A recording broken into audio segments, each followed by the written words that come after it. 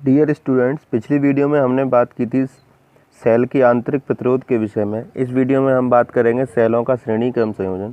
सेलों को दो प्रकार से संयोजित किया जाता है, एक तो श्रेणी क्रम संयोजन, दूसरा होता है समांतर क्रम संयोजन। श्रेणी क्रम संयोजन के लिए माना स्मॉल n विद्युत सेल श्रेणी क्रम में चित्रानुसार जोड़े गए हैं, जिनके विद्युत वाहक बल क्रमशः कैपिटल E1, E2, E3 सो .En है तथा इनके आंतरिक प्रतिरोध स्मॉल r1, r2, r3 सो .Rn है। इनके बाह्य परपथ में एक विद्युत प्रतिरोध R जोड़ा गया है। संयुक्त सेल का तुल्य विद्युत वाहक बल कैपिटल E तथा तुल्य आंतरिक प्रतिरोध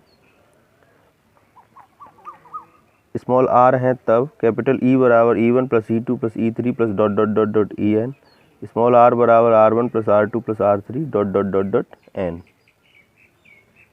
इस चित्र को आप समझने की कोशिश करेंगे तो इसमें n सेल जोड़े गए हैं श्रेणी क्रम संयोजन में। पहला है R1, स्मॉल r1, जिसका पॉजिटिव सिरा ये रहा और नेगेटिव सिरा ये रहा। पॉजिटिव सिरे से धारा निकलती है तथा नेगेटिव सिरे की ओर चलती है। R2 आंतरिक प्रतिरोध वाला विद्युत सेल जिसका विभवांतर E2 है। R3 आंतरिक प्रतिरोध वाला विद्युत सेल जिसका विद्युत विभवांतर E3 है, प्लस En विद्युत वाहक बल वाला Rn आंतरिक प्रतिरोध वाला सेल श्रेणी क्रम में जोड़ा गया है, जिसमें विद्युत प्रतिरोध R लगा हुआ है। यदि सभी सेल एक जैसी हों तो सेल का तुल्य विद्युत वाहक बल Ne तथा तुल्य विद्युत प्रतिरोध Nr होगा। परपथ में जोड़े गए विद्युत प्रतिरोध कैपिटल R में प्रवाहित धारा I बराबर NER अपॉन R, क्योंकि I बराबर V अपॉन R होता है तो V का मान NE निकला और R का मान तुल्य प्रतिरोध कैपिटल R तथा NR। सेलों का आंतरिक प्रतिरोध कम होने की दशा में उन्हें श्रेणी क्रम में जोड़कर एक शक्तिशाली बैटरी बनाई जा सकती है। अगला टॉपिक है सेलों का समांतर क्रम संयोजन। इसमें सेलों को समांतर क्रम में लाया गया।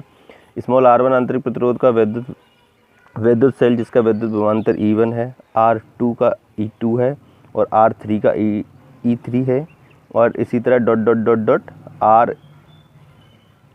Rn आंतरिक प्रतिरोध का विद्युत वाहक बल En है। यहाँ पर Rn लिखा हुआ है।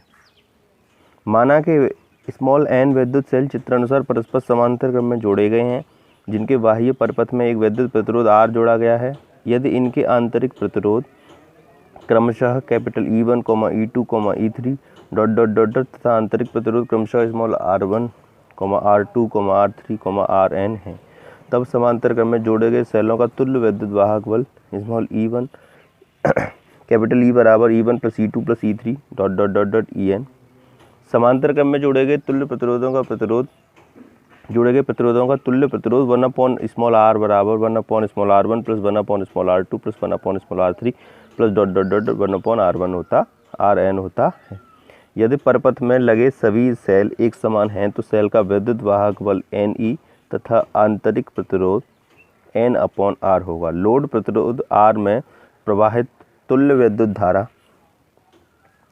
I बराबर Ne upon R plus Nr होता है। सेलों के आंतरिक प्रतिरोध अधिक होने की दशा में उन्हें समांतर क्रम में जोड़कर शक्तिशाली बैटरी बनाई जा सकती है। किरचॉफ के नियम बहुत ही इंपॉर्टेंट क्वेश्चन होते हैं। तो यहाँ पे पहला नियम है, किरचॉफ ने दो नियम दिए थे। किसी दिष्ट धारा विद्युत परपथ की किसी संधि पर मिलने वाली समस्त धाराओं का बीजगणितीय योग शून्य होता है। सिग्मा I बराबर 0। यदि किसी विद्युत परपथ की संधि पर संधि की ओर आने वाली धाराएं क्रमशः I1, I2 व I3 और संधि से दूर जाने वाली धाराएं I4, I5 हैं, तो किरचॉफ के नियम के अनुसार I1 plus I2 plus I3 बराबर I4 प्लस I5 होता है। किरचॉफ का दूसरा नियम, किरचॉफ के प्रथम नियम को धारा का नियम कहते हैं तथा किरचॉफ के दूसरे नियम को वोल्टता का नियम कहते हैं। इस नियम के अनुसार किसी विद्युत परपथ के बंद पाश के विभिन्न खंडों में प्रवाहित धाराओं तथा उनके संगत प्रतिरोधों के गुणनफलों का बीजगणितीय योग पाश में कार्य करने वाले वैद्युत वाहक बलों के बीजगणितीय योग के बराबर होता है। सिग्मा स्मॉल आई आर बराबर सिग्मा ई। यहाँ पर इसका फिगर दिया गया है। यहाँ पर दो बंद पास दिए गए हैं जिसमें E1 वैद्युत वाहक बल की एक बैटरी लगी हुई है और E2 वैद्युत वाहक बल की दूसरी बैटरी यहाँ लगी हुई है। एक प्रतिरोध R1 यहाँ लगा हुआ, दूसरा R2, तीसरा R3। R1 प्रतिरोध से I1 धारा निकलती है और E2 बैटरी से I2 धारा निकलती है। R3 प्रतिरोध में दोनों धाराओं का योग प्रवेश करता है तथा इस पॉइंट पर आकर I1 धारा R1 प्रतिरोध में चली जाती है और I2 धारा R2 प्रतिरोध में चली जाती है।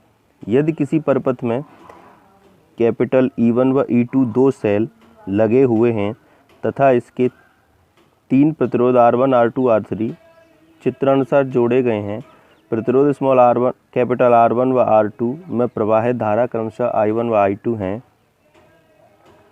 तो क्रमशः E1 व E2 से प्राप्त होती हैं। प्रतिरोध कैपिटल R3 में प्रवाहित धारा I1 प्लस I2 है। तब बंद पास ABEFA में किरचॉफ के द्वितीय नियम के अनुसार E1 माइनस E2 बराबर I1 R1 minus I2 R2 होता है। बंद पास BCDEB में किरचॉफ के दूसरे नियम से E2 बराबर I2 R2 plus I1 plus I2 into R3 होता